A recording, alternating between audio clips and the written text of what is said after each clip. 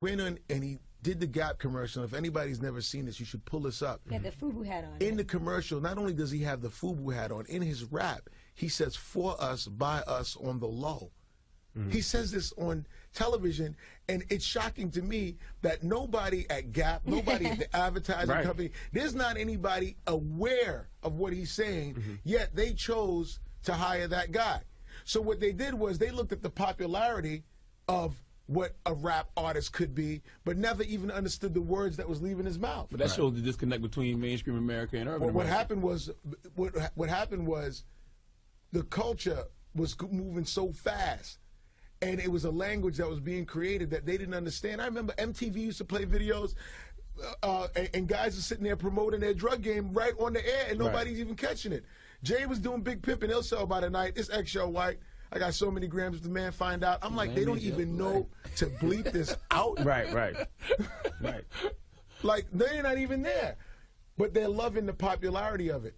You know, I mean, a lot of things have changed by, you know, now, because now they've kind of caught up to a lot of the language and everything else.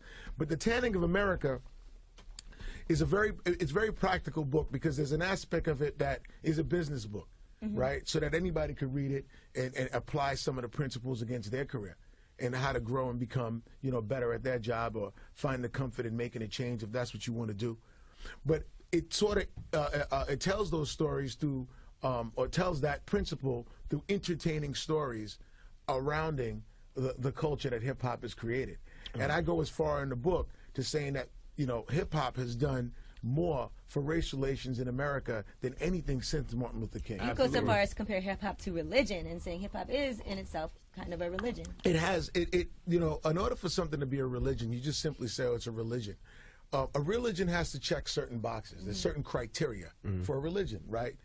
And hip hop has very similar qualities, right? There's hierarchy, there's code, there's language, there's a dialect, there's a core belief. They have very similar attributes, and those attributes, I don't ever call hip hop a religion, but I say it checks the same aspects that qualifies a religion to be a religion. And that's very important, because it's not the popularity of the music, right? Dance music is popular, but it doesn't check those boxes. Right? You just hit a record and you dispose it. And I'm not saying that hip-hop doesn't have records that you could hear and dispose, but you can't dispose the culture. The videos that we all took for granted growing up, you know, Hype Williams was a visual architect of making things look incredible. He used to make the projects he used to light the projects up like it was Madison Square Garden. It gave people a different version of it, because if you looked at all those movies in the 70s and you look at the last generation's perception on African Americans, look how it looked.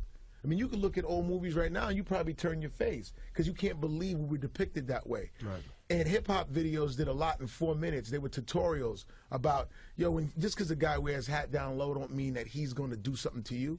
That's just the way he dresses. But there was never that opportunity before. If somebody, you know, wore a mink jacket before, I'm sure you automatically called them a pimp. Right. We've gotten to a place now, and that's what tanning is. Tanning is a mindset. It's not about the physical DNA of, you know, interracial couples and relationships, but it's more about how this generation have a very similar mental complexion. So no longer could you look at somebody's ethnicity and then predetermine what drives them culturally. What was the biggest mistake? Maybe that you didn't sign, somebody that you didn't sign. Yeah, I said it, you know, somebody asked me that last night. I missed out on Alicia Keys. I could have signed Alicia Keys, and she came to my office when I first started Trackmasters in '96. And, you know, she didn't have the piano with her, and I didn't think to ask if she was playing the piano. I would never even think to ask that question. And I blew that. And, the little girl with the cornrows and the acne, you just dissed it. Now look at her. Yeah, I didn't even get into that. Wasn't she signed to Columbia first, though, before? No, she was. But I could have signed it. She was coming for a deal at Trackmasters. Okay. She ended up at Columbia somewhere else, and they actually signed her and dropped her. Yep. And they knew she had the piano. But that's a whole nother story. The same guy who dropped her dropped 50 Cent from Columbia. Wow. That's because 50 Cent was too much trouble, they thought, after he went to jail. Because Sony at that time was a company that truly didn't embrace African American and hip hop culture. They thought it was a trend. I mean, I brought Cash Money to Columbia Records, and they passed on the deal, and they had 5 albums on them. Wow. Day one. You remember that? I had Cash Money early, all of the whole thing, and they passed on it. I mean, that happens, right? You miss some, but the truth of the matter is, I ain't worrying about all of that. Me, I personally made that one error as a record executive, not signing Alicia Keys. Now, Now, go ahead. You say a lot of people don't put in the work anymore. Yeah. A lot of the record labels don't put in the work anymore either. They skip the process. It's no more artist development. Yeah. There's no more A&R, and That's they just true, grab too. these guys off the street. They got a hot record, throw them out there, throw them on the road. It's the chicken and the egg. It's that kind of thing because, you know, they want you to develop that kind of buzz or groundswell on your own. So when you walk in, and all they got to do is, you know, hit go. And unfortunately, without artist development money and all that, you're going to have a hard time creating stars. I'm shocked. You know, if you ask me, Envy, how I look at the music business now, I'm shocked with not only with the lack of talent, but also with the lack of talent that's getting away with a lack of talent. Mm. People are still buying the songs. They're not buying the artists, they're buying the songs, which is much different, right? You're not buying into the artist's criteria or what they stand for. You're buying into the 3 minutes and 45 seconds that they give you now and it ends. Dame Dash has said on numerous occasions that he wasn't too fond of you and that he didn't really like you. That's unfortunate. Now, why is that? Well, it's unfortunate for him right now. At this point, yeah, that's a bad move. But It was always unfortunate. But whatever happened with you and Dame? You know, I mean, I've seen things where he's yelling and cursing and screaming, and I just never got it. I mean, he cursed and screamed at a lot of people.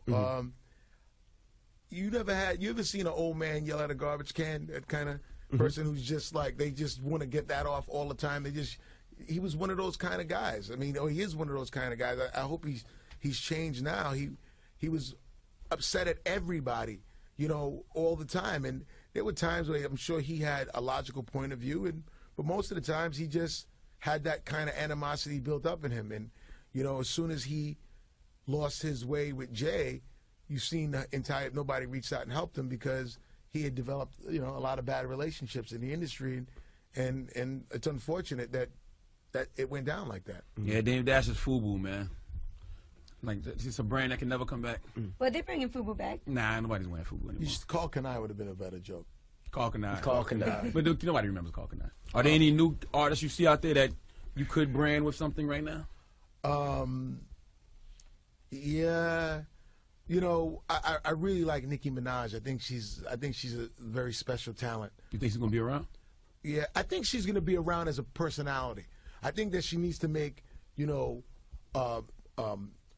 music that comes from, you know, the essence of hip hop. I think she's a good lyricist, but because she got the pop lane so fast, she's taking it. But I do believe, you know, if I was working with her, I would ask her to make some more records that, you know, that has a balance.